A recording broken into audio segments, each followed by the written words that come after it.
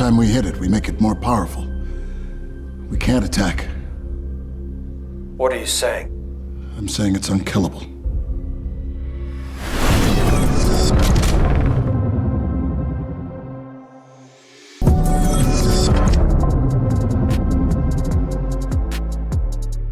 Julie, welcome back. How are you this morning? Good. Now, Benny, I don't want you to call me sweetheart today, okay? Because you get that we'll get a harsher reaction than what we got from the lovely Martha McCallum and Randy Weingarten. That was quite a moment. I would never do that, okay? Like, that's just not in my vernacular. Yes. But also, what the hell is wrong with these people? I'm Team Martha on that. Grab the clip, guys. For sure. If we could grab it. I'm Team Martha on that, yeah? Absolutely, yes. Yeah. It's like diminutive. She's like talking down to her and trying to like flex on her. Yep.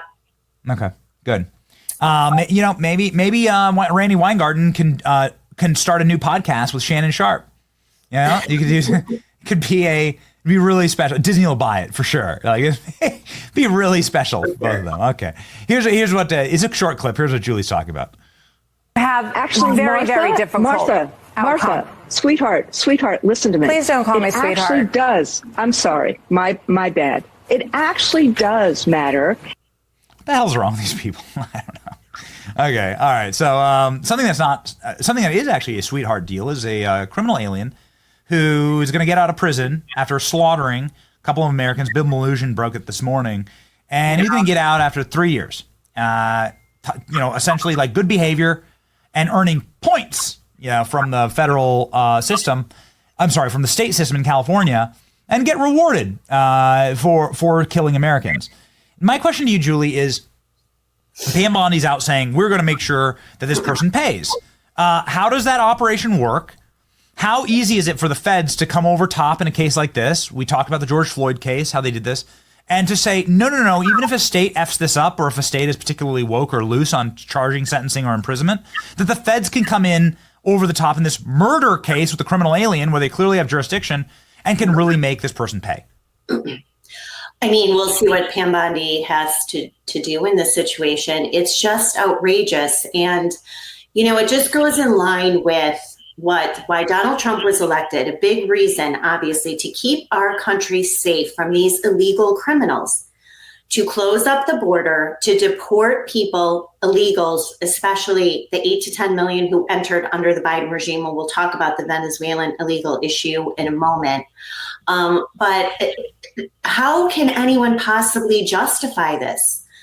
So great reporting again by Bill Mulligan. And this just adds to Americans' frustration and outrage about the coddling of these illegal criminals and the protection that they are now getting from politicians, from political organizations, from federal judges, including justices on the U.S. Supreme Court. This is just adds to the insult and injury that American families, and of course this one just tragically, but so many American families who are losing their children to these illegals, who then get support, who get help, and now astoundingly getting released from prison, basically a slap on the hand. But you're saying that and we saw the Biden DOJ, of course, do this in many circumstances. You're saying that the feds can come in, should and must, I would argue, come in over the top and make this person's life hell, right? Like the feds can come in and like properly charge this case. I'm not really sure. I have to believe whatever the DOJ is saying right now, that they've looked into this and that they have some grounds for pursuing federal charges against this criminal, against this monster. So, but I don't really know what that looks like. So I'm sure we will find out shortly what the DOJ and Trump administration has in store. Okay. But, and final question on this is, this person is being treated better than any J6er. This criminal alien murderer, double vehicular homicide, while intoxicated and stoned at 100 miles an hour, is being treated better than any January 6th peaceful protester and anybody in the Fednapping of Gretchen Whitmer. Right. Well, think about this, Benny. 2 of the victims of the Whitmer Fednapping hoax are in supermax prisons. where we have the worst of the worst, including actual foreign terrorists, at these supermax prisons. These two men convicted after a second trial, completely set up and entrapped by the FBI, are in supermax prisons for between one, I believe, for 18 years, one for 22 years. There's no one coming to their rescue. And yet this monster gets away with just a few years in prison. So this, again, also speaks to the double standard of justice that we have in this country. And to your point, the J6ers, where was the ACLU standing up for J6ers who were being politically persecuted for their views, for exercising their First Amendment rights on January 6, 2021? Where was the ACLU filing all of these lawsuits that we're seeing in jurisdictions all the way from New York to Washington, now to Colorado, down to Texas, to defend suspected members of a foreign terror organization, Tren de Aragua? Where was the ACLU? I can tell you where they were. They were nowhere. I reached out to the ACLU a few times in the early stages asking if anyone was coming to the defense of J6ers, and I got absolutely no response. But here they are sending out armies of attorneys, coaching these legals what to say, so they are not removed. And then now, of course, with the full endorsement of most federal judges, including the Supreme Court. It really is a judicial coup, and you've uncovered something that you posted about yesterday. An order filed last night, Judge James Hendricks, the judge in Texas presiding over the latest Alien Enemies Act, prompted unprecedented intervention by SCOTUS, accused ACLU attorney of violating federal code of conduct rules by calling his chambers after Hendricks had denied his first emergency temporary restraining order. You go on to say that this is probably what was employed against Judge Boasberg. This was a tactic that was employed that led to all of the quick action and hasty action in the dark of night in Washington, D.C. Now, what exactly is happening here, Julie? So this is the judge in northern Texas, Judge James Hendricks, Jimi Hendrix, a Trump appointee. And this is the case of two illegal Venezuelans in that jurisdiction. The ACLU filed similarly what we've seen in other jurisdictions, including Washington, which is an emergency temporary restraining order prohibiting the removal of these illegal Venezuelan men under the Alien Enemies Act, which has to do with removing these illegals who are tied to TDA. So this lead attorney, Lee Gellert, I believe Gellert is how you pronounce his name. He is the lead attorney on all of these lawsuits, including in Washington. So what Judge James Hendricks said, and I noted this on the docket when I first started reporting on this case, that he did note on the docket that ex parte communications from the parties are not allowed. It violates federal code of conduct for attorneys.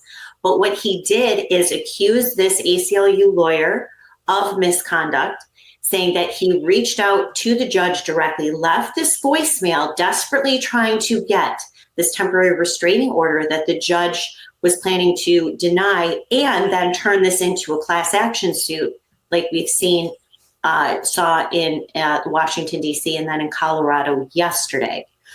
So the question is, Benny, is this how Judge Boasberg was alerted to this lawsuit filed, the first lawsuit filed by the ACLU at 1 a.m. on March 15th, landed somehow on Judge, what he said he was notified at 7:30 in the morning on March 15th, a Saturday.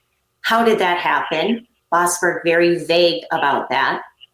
But as I also posted yesterday, he has said in court transcripts, and he has said in one of his opinions, these vague references to being in communication with the ACLU. Now, apparently that is outside of the docket. As you know, everyone's filing motions and responses, and the judge is setting hearings, and he's asking for certain briefs to be filed and deadlines. But communicating directly or having this ACLU attorney reach out to him directly, I think that that's something I would love to see Congress, don't know where they are in these judges, don't know where they have been, seek any correspondence between Judge Boasberg and the same ACLU attorney on the wee morning of March 15th, as then Jeb Osberg issued in very quick order 2 temporary restraining orders banning the removal of these Alien Enemy Act subjects. It does seem to be a strategy that is being deployed en masse and at scale. This seems to be planned. This was something that President Trump ran on. They had a pretty high certitude, I believe, that Trump was going to win. All of the actual real data from Kamala's campaign showed it. And so it looks like they were deploying and building this strategy, much like they built out Russiagate in term 1. This is the new Russiagate. This is the new strategic deployment to stop President Trump and the will of the American people. Do you agree with that contention? Oh, absolutely. And Benny, let's put the Alien Enemies Act proclamation, give it some framework here. According to immigration data, at least 500,000 Venezuelans illegally entered this country between 2021 and 2024. Most of those were young men from Venezuela. In fact, in 2023, according to Custom and Border Protection Services, they encountered 340,000 Venezuelans illegally coming into this country. That made it Venezuela second only to Mexico in terms of the number of illegals coming from that country. It was an unprecedented surge. Now, why is this dangerous? The Maduro regime is an enemy of the United States. The Maduro regime has close ties, newly reestablished ties with Iran. The Maduro regime, as the president said in his Alien Enemies Act proclamation, backs Trinidad, which is a dangerous, deadly, multinational crime enterprise that has been designated a foreign terror organization by the president and Secretary of State Marco Rubio. So the president is trying to take this small swath of TDA members, TDA that is establishing footholds in dozens of cities and suburbs around this country, terrorizing, murdering, drug trafficking, human trafficking. So the president initiated this Alien Enemies Act proclamation to summarily remove this, maybe hundreds, I think, that the government has identified so far, but I'm sure there are far more, and remove them under this act that is clearly under the purview of the president. What the ACLU is doing, to your point, Benny, is going around the country, filing these lawsuits, seeking not just the deportation of Alien Enemies Act subjects that they allegedly have identified, but turning this into a class-wide lawsuit in all of these jurisdictions.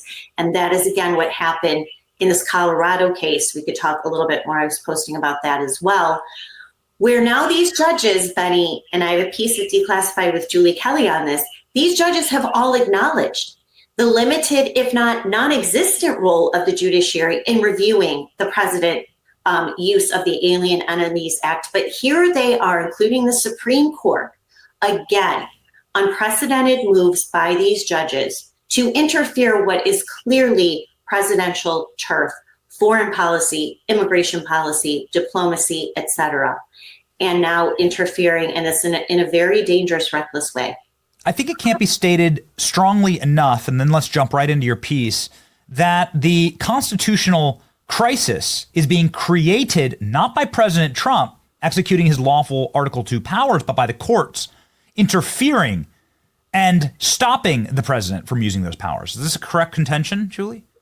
Yes, it absolutely is. And I actually quote everyone from Jeb Osberg to the Supreme Court to Judge Hendricks in this Northern Texas case, who concede the judiciary's very limited role in even overseeing the execution of what he has determined, this TDA, that they are alien enemies, that they are tied to regime, that this Maduro regime, that it has constituted an invasion, a predatory incursion into our country. Benny, how can you look at the statistics? How can you look at real-time things that are happening on the ground? I know that the Department of Justice announced charges with several, I think more than 24 TDA members just this week. How can any judge refute or dispute the fact that this has been an incursion and an invasion by a hostile nation, sending millions of these, or at least 500,000, mostly men, into our country? Yet you have a Colorado judge, Charlotte Sweeney, yesterday, She's been a judge for less than 3 years. She has no experience in immigration, really no experience in the government. She's a DEI hire, LGBTQ judge, Biden appointee, who not only set requirements for the Trump administration in terms of notifying these Alien Enemies Act subjects, but also questioning and refuting the president's definition of this as an invasion and predatory incursion. Who the hell do these judges think that they are? No one elected Charlotte Sweeney. No one elected Jeb Bossberg. No one elected any of these judges, and certainly the Supreme Court justices, who are not just sabotaging Trump's top domestic and really foreign policy agenda, but thwarting and sabotaging the will of the American people who in large part elected Donald Trump for two reasons: to fix the economy and to fix our broken immigration system. I need you to unpack two quick things for me. The 7-2 decision in the Supreme Court saying that Trump can no longer use the Alien Enemies Act. How is that even remotely standing? And I thought we had a conservative court. I thought we had a Clarence Thomas court. So I can understand Ketanji Brown Jackson, right, with her helmet level low IQ, like saying that, but like you had a number of conservative, like Gorsuch sided with him. What is going on? What happened there, Julie? So what happened was, within a matter of a few days, and this happened over last weekend, so holiday weekend, of course, for most Americans. And as this ACLU, as it continues to do, quickly file these lawsuits demanding a decision by these judges, filing emergency temporary restraining order motions, demanding that these judges act quickly. The judge actually did, again, James Hendricks, act very quickly, but he denied their motion to turn this into a class-wide injunction, which the judges have been doing all over the place. They quickly, then the ACLU went to the appellate court above Judge Hendricks. The appellate court upheld Judge Hendricks, said, you basically gave the judge 42 minutes to decide before you filed an appeal before our court. And then they went up to the Supreme Court asking for relief, which the Supreme Court did at about 1 o'clock in the morning on Saturday, April 19th. And what they did in this case is prohibit what they called the putative class, because the class action designation hadn't even been made. It had been denied by the judge, but he was still setting hearings. He was still setting deadlines for responses. So he was advancing this as quickly as he could. Wasn't good enough, went to the Supreme Court, and that's where they got the relief, 7-2, for now, at least, prohibiting the deportation of these Alien Enemies Act subjects in northern Texas. So I really encourage everyone to read Samuel Alito's dissent. He goes through many bullet points as to why the Supreme Court overstepped their boundaries, the sort of precedent that now this is setting. He was only joined by Clarence Thomas, but his dissent really is important. Now you have the ACLU, and the Trump administration has responded to the Supreme Court, but they have not said anything since the Saturday morning ruling. Taking this to its logical conclusion, if you were to discover the September 11th hijackers were here and were doing flight training, and you say, these guys have ties to terrorist organizations, they're here for nefarious purposes, we're going to send them home, the president couldn't do that. The president could easily be blocked by any judge in the country to say the 9/11 hijackers, they're going to stay. We're just going to make sure that they get through airport security. Am I reading this out correctly? Am I reading like China attacks America and like the president is immediately enjoined in his military response to this? Like there is no more presidential power then, right? Right. I mean, that is exactly what these judges are establishing. And again, some of them have questioned that. And that is what James Hendricks did the other day. And he really cautioned and said, look, this is an area where the courts have really never interceded.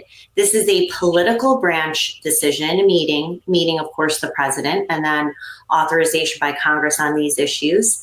And he very strongly said, this is really not a road that we want to go down, which is why he did deny that classified designation for all the AEA subjects in his jurisdiction. So he has really said the strongest, but the Supreme Court has admitted limited, as they called it, limited judicial review of the enactment of the Alien Enemies Act. So, but now that the Supreme Court stepped in, we got what we saw yesterday by Judge Charlotte Sweeney, ordering the Trump administration to give these subjects a 21-day notice, letting them know that they are entitled to representation, giving the notice to them in the language that they speak, because of course none of them speak English, and setting up an entirely new due process rights for these illegals who are suspected terrorists who are here to do Americans harm and threaten the security of this country. Truly shame on all of the judges who have put their imprimatur on this, especially the 7 U.S. Supreme Court justices who did that over the weekend.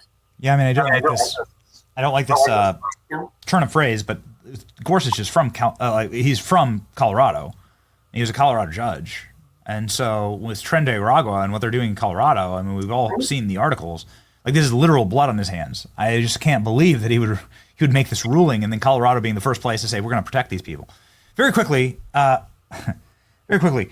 if one president can import millions of voters for his party, and then the next president can't deport them, you're like less than a generation from losing the entire republic, right? Well, here's what I think is just another disturbing angle of all of this, is that the court's setting up where they have to have individualized trials for all of the 8 to 10 million who have recently crossed the border. That is what they're setting up. If you cannot take even this small chunk of illegals who pose probably the greatest threat to American citizens and families, if you can't take this chunk and say, yeah, this makes sense. Okay, you have 500,000 Venezuelans illegally enter the country under the Biden regime. Most of them are young men. We can see that their ties to TDA. They're bragging about it. We have data that shows footholds in cities and suburbs across the country. We see the crime statistics. We hear the horror stories. We know that this is happening. So we're not going to pretend that these people, these illegals, potential criminals, are entitled to the same due process rights, or to your point, better due process rights than we saw for American citizens in the January 6th persecution. So yes, if you can't just watch, we see millions of them crossing the border under the Biden regime with no relief whatsoever. If we can't summarily take big chunks of these illegals, deport, put them back in their countries, you want to come here, you do it the right way. But this was the wrong way to do it. And now setting up these special privileges for illegals. I mean, this is extremely dangerous and disheartening to see the courts doing this. Hang your head in a bag, John Roberts, again and again and again. Perhaps like the worst Supreme Court pick in our lifetime? Oh, I don't know. In our lifetime, let's see. I mean, I think the women on there are pretty bad. But you mean from our side? It's pretty hard to think of somebody who could have overseen this court and really betrayed the people who put him or supported him, or his beliefs that he stated, John Roberts, and to see him really play politics with this court at a time when we need strong leadership, defense of the Constitution, defense of the liberties and safety of the American people. And I just don't understand what he's doing. Yeah. Rarely ever on, he's like a 90-10 kind of judge. He's like rarely ever on the right side, and he has to be pulled over by the entire rest of the conservatives on the bench. I do think, Benny, I will say, I think that there's part of John Roberts right now who, because he authored the immunity decision last year that protected not just President Trump, but any president from criminal prosecution for acts in office, I think because of that, and because he was so criticized by Democrats and the left and the media for that, saying that he was coddling Donald Trump, maybe to some degree, even though it was the right decision, Of course, you have to protect presidents from criminal prosecution by their successors on made-up crimes like we saw in the 2 indictments against Donald Trump. So maybe he is now trying to demonstrate hit space between him and Donald Trump. Okay, well, I authored that decision, but I'm also going to hold his feet to the fire. I'm not going to let him get away with whatever he wants to do in office. I don't know. I don't know his thinking. That's only something that we could speculate on at this point. Well, it sounds like playing politics, and it's certainly not what a judge should do. But Julie, we always thank you so much for your clarity on these issues. They're disheartening, but I think that with the proper reporting, which you can get from Julie Kelly's Substack here, Declassified with Julie Kelly, also following Julie Kelly on X, you will know what's actually going on, and we will be able to fight disinformation warfare correctly. Julie Kelly has nearly 1 million, so we're just going to round up. It's tax season, right? So we're just going to round up to 1 million followers on X. Everybody go follow Julie Kelly, a voice in the light for truth. Godspeed, Julie. Thank you, Betty.